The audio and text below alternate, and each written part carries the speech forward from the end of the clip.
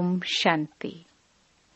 5 मई 2025 बाबा के महावाक्य। मीठे बच्चे, सदा इसी नशे में रहो कि हम संगमयुगी ब्राह्मण हैं। हम जानते हैं जिस बाबा को सब पुकार रहे हैं वह हमारे सम्मुख है। प्रश्न: जिन बच्चों का बुद्धि योग ठीक होगा उन्हें कौन सा साक्षात्कार होता रहेगा? उत्तर: सतयुगी नई राजधानी में क्या क्या होगा, कैसे हम स्कूल में पढ़ेंगे, फिर राज्य चलाएंगे। ये सब साक्षात्कार जैसे जैसे नजदीक आते जाएंगे होता रहेगा। परंतु जिनका बुद्धि योग ठीक है, जो अपने शांति धाम और सुख धाम को याद करते हैं, धंधा धोरी करते भी एक बाप की याद में रहते हैं, उन्हें ही यह सब साक्षात्कार होंगे। गीत। ओम नमो शिवाय। ओम शांति। भक्ति मार्ग में और जो भी सत्संग होते हैं उनमें तो सब गए होंगे। वहां या तो कहेंगे बोलो सब वाह गुरु, या राम का नाम बताएंगे। यहाँ बच्चों को कुछ कहने की भी जरूरत नहीं रहती। एक ही बार कह दिया है, घड़ी घड़ी कहने की दरकार नहीं। बाप भी एक है, उनका कहना भी एक ही है। क्या कहते हैं? बच्चों, मामेकम याद करो। पहले सीख कर फिर आकर यहाँ बैठते हैं। हम जिस बाप के बच्चे हैं उनको याद करना है। यह भी तुमने अभी ब्रह्मा द्वारा जाना है कि हम सभी आत्माओं का बाप वह एक है। दुनिया यह नहीं जानती, तुम जानते हो। हम सब उस बाप के बच्चे हैं। उनको सभी गॉड फादर कहते हैं। अब फादर कहते हैं, मैं इस साधारण तन में तुमको पढ़ाने आता हूँ। तुम जानते हो बाबा इनमें आए हैं, हम उनके बने हैं। बाबा ही आकर पतित से पावन होने का रास्ता बताते हैं। यह सारा दिन बुद्धि में रहता है। यूं शिव बाबा की संतान तो सब हैं, परंतु तुम जानते हो और कोई नहीं जानते हैं। तुम बच्चे समझते हो हम आत्मा हैं। हमको बाप ने फरमान किया है कि मुझे याद करो। मैं तुम्हारा बेहद का बाप हूँ। सब चिल्लाते रहते हैं कि पतित पावन आओ। हम पतित बने हैं, यह देह नहीं कहती। आत्मा इस शरीर द्वारा कहती है। 84 जन्म भी आत्मा लेती है ना। यह बुद्धि में रहना चाहिए कि हम एक्टर्स हैं। बाबा ने हमको अब त्रिकालदर्शी बनाया है। आदि मध्य अंत का ज्ञान दिया है। बाप को ही सब बुलाते हैं ना। अभी भी वह कहेंगे, कहते रहते हैं कि आओ, और तुम संगमयुगी ब्राह्मण कहते हो बाबा आया हुआ है। इस संगम युग को भी तुम जानते हो।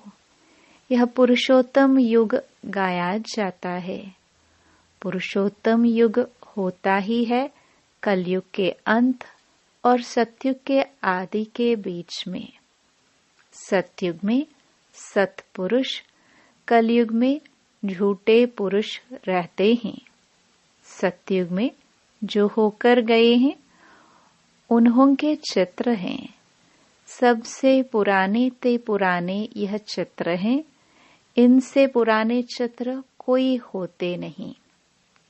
ऐसे तो बहुत मनुष्य फालतू चित्र बैठ बनाते हैं। यह तुम जानते हो कौन कौन होकर गए हैं। जैसे नीचे अम्बा का चित्र बनाया है अथवा काली का चित्र है, तो ऐसी भुजाओं वाली हो थोड़ी सकती है। अम्बा को भी 2 भुजाएं होंगी ना। मनुष्य तो जाकर हाथ जोड़ते पूजा करते हैं। भक्ति मार्ग में अनेक प्रकार के चित्र बनाए हैं। मनुष्य के ऊपर ही भिन्न भिन्न प्रकार की सजावट करते हैं तो रूप बदल जाता है। यह चित्र आदि वास्तव में कोई है नहीं। यह सब है भक्ति मार्ग। यहाँ तो मनुष्य लूले लंगड़े निकल पड़ते हैं। सतयुग में ऐसे नहीं होते। सतयुग को भी तुम जानते हो आदि सनातन देवी देवता धर्म था। यहाँ तो ड्रेस देखो, हर एक की अपनी अपनी कितनी वैरायटी है। वहाँ तो यथा राजा रानी तथा प्रजा होते हैं। जितना नजदीक होते जाएंगे तो तुमको अपनी राजधानी की ड्रेस आदि का भी साक्षात्कार होता रहेगा। देखते रहेंगे हम ऐसे स्कूल में पढ़ते हैं, यह करते हैं। देखेंगे भी वह जिनका बुद्धि योग अच्छा है। अपने शांति धाम सुख धाम को याद करते हैं। धंधा धोरी तो करना ही है। भक्ति मार्ग में भी धंधा आदि तो करते हैं ना। ज्ञान कुछ भी नहीं था। ये सब है भक्ति। उसको कहेंगे भक्ति का ज्ञान। वह यह ज्ञान दे ना सके कि तुम विश्व के मालिक कैसे बनेंगे। अभी तुम यहाँ पढ़कर भविष्य विश्व के मालिक बनते हो। तुम जानते हो यह पढ़ाई है ही नई दुनिया अमर लोक के लिए। बाकी कोई अमरनाथ पर शंकर ने पार्वती को अमर कथा नहीं सुनाई है। वह तो शिव शंकर को मिला देते हैं। अभी बाप तुम बच्चों को समझा रहे हैं। यह भी सुनते हैं। बाप बिगर सृष्टि के आदि मध्य अंत का राज कौन समझा सकेंगे। यह कोई साधु संत आदि नहीं है। जैसे तुम गृहस्थ व्यवहार में रहते थे वैसे यह भी। ड्रेस आदि सब वही है। जैसे घर में माँ बाप बच्चे होते हैं, फर्क कुछ नहीं है। बाप इस रथ पर सवार हो आते हैं बच्चों के पास। यह भाग्यशाली रथ गाया जाता है। कभी बैल पर सवारी भी दिखाते हैं। मनुष्यों ने उल्टा समझ लिया है। मंदिर में कभी बैल हो सकता है क्या? श्री कृष्ण तो है प्रिंस, वह थोड़े ही बैल पर बैठेंगे। भक्ति मार्ग में मनुष्य बहुत मूंझे हुए हैं। मनुष्यों को है भक्ति मार्ग का नशा। तुमको है ज्ञान मार्ग का नशा। तुम कहते हो इस संगम पर बाबा हमको पढ़ा रहे हैं। तुम हो इस दुनिया में, परंतु बुद्धि से जानते हो हम ब्राह्मण संगम युग पर हैं। बाकी सब मनुष्य कलयुग में हैं। यह अनुभव की बातें हैं। बुद्धि कहती है हम कलयुग से अब निकल आए हैं, बाबा आया हुआ है। ये पुरानी दुनिया ही बदलने वाली है। यह तुम्हारी बुद्धि में है और कोई नहीं जानते। भल एक ही घर में रहने वाले हैं, एक ही परिवार के हैं। उसमें भी बाप कहेगा हम संगम युगी हैं, बच्चा कहेगा नहीं हम कलयुग में हैं। वंडर है ना। बच्चे जानते हैं हमारी पढ़ाई पूरी होगी तो विनाश होगा। विनाश होना जरूरी है। तुम्हारे में भी कोई जानते हैं, अगर यह समझे दुनिया विनाश होनी है तो नई दुनिया के लिए तैयारी में लग जाए। बैग बैगेज तैयार कर ले। बाकी थोड़ा समय है। बाबा के तो बन जाए। भूख मरेंगे तो भी पहले बाबा फिर बच्चे। यह तो बाबा का भंडारा है।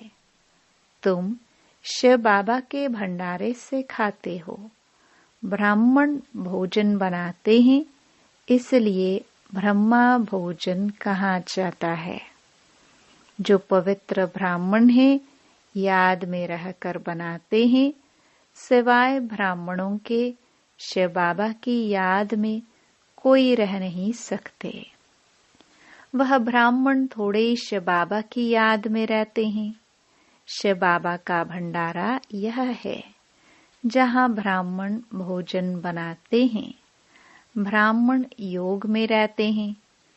पवित्र तो है ही, बाकी है योग की बात। इसमें ही मेहनत लगती है। गपोड़ा चल ना सके। ऐसे कोई कह ना सके कि मैं संपूर्ण योग में हूँ, वह 80% योग में हूँ। कोई भी कह ना सके। ज्ञान भी चाहिए। तुम बच्चों में योगी वह है जो अपनी दृष्टि से ही किसी को शांत कर दे। यह भी ताकत है। एकदम सन्नाटा हो जाएगा। जब तुम अशरीरी बन जाते हो, फिर बाप की याद में रहते हो, तो यही सच्ची याद है। फिर से यह प्रैक्टिस करनी है। जैसे तुम यहाँ याद में बैठते हो, यह प्रैक्टिस कराई जाती है। फिर भी सब कोई याद में रहते नहीं है। कहाँ कहाँ बुद्धि भागती रहती है, तो वह फिर नुकसान कर लेते हैं। यहाँ संदली पर बिठाना उनको चाहिए जो समझे हम ड्रिल टीचर हैं। बाप की याद में सामने बैठे हैं। बुद्धि योग और कोई तरफ न जाए। सन्नाटा हो जाएगा। तुम अशरीरी बन जाते हो और बाप की याद में रहते हो। यह है सच्ची याद। सन्यासी भी शांति में बैठते हैं। वह किसकी याद में रहते हैं? वह कोई रियल याद नहीं। कोई को फायदा नहीं दे सकेंगे। वह सृष्टि को शांत नहीं कर सकते। बाप को जानते ही नहीं। ब्रह्म को ही भगवान समझते रहते हैं। वह तो है नहीं। अभी तुमको श्रीमत मिलती है, मामेकम याद करो। तुम जानते हो हम 84 जन्म लेते हैं। हर जन्म में थोड़ी थोड़ी कला कम होती जाती है। जैसे चंद्रमा की कला कम होती जाती है, देखने से इतना मालूम थोड़ी पड़ता है। अभी कोई भी संपूर्ण नहीं बना है। आगे चल तुमको साक्षात्कार होंगे। आत्मा कितनी छोटी है, उनका भी साक्षात्कार हो सकता है। नहीं तो बच्चियां कैसे बताती हैं कि इनमें लाइट कम है, इनमें जास्ती है। दिव्य दृष्टि से ही आत्मा को देखते हैं। यह भी सभी ड्रामा में नोंद है। मेरे हाथ में कुछ नहीं है। ड्रामा मुझसे कराते हैं। यह सब ड्रामानुसार चलता रहता है। भोग आदि यह सब ड्रामा में नोंद है। सेकंड बाय सेकंड एक्ट होता है। अभी बाप शिक्षा देते हैं कि पावन कैसे बनना है। बाप को याद करना है। कितनी छोटी आत्मा है जो पतित बनी है, फिर पावन बननी है। वंडरफुल बात है ना। कुदरत कहते हैं ना, बाप से तुम सब कुदरती बातें सुनते हो। सबसे कुदरती बात है आत्मा और परमात्मा की, जो कोई नहीं जानते हैं। ऋषि मुनि आदि कोई भी नहीं जानते। इतनी छोटी आत्मा ही पत्थर बुद्धि फिर पारस बुद्धि बनती है। बुद्धि में यही चिंतन चलता रहे कि हम आत्मा पत्थर बुद्धि बनी थी, अब फिर बाप को याद कर पारस बुद्धि बन रही है। लौकिक रीति तो बाप भी बड़ा, फिर टीचर गुरु भी बड़े मिलते हैं। यह तो एक ही बिंदी बाप भी है, टीचर भी है, गुरु भी है। सारा कल्प देहधारी को याद किया है। अब बाप कहते हैं मामेकम याद करो। तुम्हारी बुद्धि को कितना महीन बनाते हैं। विश्व का मालिक बनना कोई कम बात है क्या? यह भी कोई ख्याल नहीं करते कि यह लक्ष्मी नारायण सत्युग के मालिक कैसे बने। तुम भी नंबरवार पुरुषार्थ अनुसार जानते हो। नया कोई इन बातों को समझ न सके। पहले मोटे रूप से समझा, फिर महीनता से समझाया जाता है। बाप है बिंदी, वह फिर इतना बड़ा बड़ा लिंग रूप बना देते हैं। मनुष्यों के भी बहुत बड़े बड़े चित्र बनाते हैं, परंतु ऐसे हैं नहीं। मनुष्यों के शरीर तो यही होते हैं। भक्ति मार्ग में क्या क्या बैठ बनाया है। मनुष्य कितना मुंझे हुए हैं। बाप कहते हैं जो पास्ट हो गया वह फिर होगा। अभी तुम बाप की श्रीमत पर चलो। इनको भी बाबा ने श्रीमत दी, साक्षात्कार कराया ना। तुमको हम बादशाही देता हूँ, अब इस सर्विस में लग जाओ। अपना वर्षा लेने का पुरुषार्थ करो। यह सब छोड़ दो। तो यह भी निमित्त बना। सब तो ऐसे निमित्त नहीं बनते हैं। जिनको नशा चढ़ा तो आकर बैठ गए। हमको तो राजाई मिलती है, फिर यह पाई पैसे क्या करेंगे। तो अब बाप बच्चों को पुरुषार्थ कराते हैं। राजधानी स्थापन हो रही है। कहते भी हैं हम लक्ष्मी नारायण से कम नहीं बनेंगे। तो श्रीमत पर चलकर दिखाओ, छू चा मत करो। बाबा ने थोड़ी कहा बाल बच्चों का क्या हाल होगा। एक्सीडेंट में अचानक कोई मर जाते हैं तो कोई भूखा रहता है क्या? कोई न कोई मित्र संबंधी आदि देते हैं खाने के लिए। यहाँ देखो, बाबा पुरानी झोपड़ी में रहते हैं, तुम बच्चे आकर महलों में रहते हो। बाप कहेंगे बच्चे अच्छी रीति रहे, खाए पिए। जो कुछ भी नहीं ले आए हैं उनको भी सब कुछ अच्छी रीति मिलता है। इस बाबा से भी अच्छी रीति रहते हैं। शिव बाबा कहते हैं हम तो है ही रमता योगी, कोई का भी कल्याण करने जा सकता हूँ।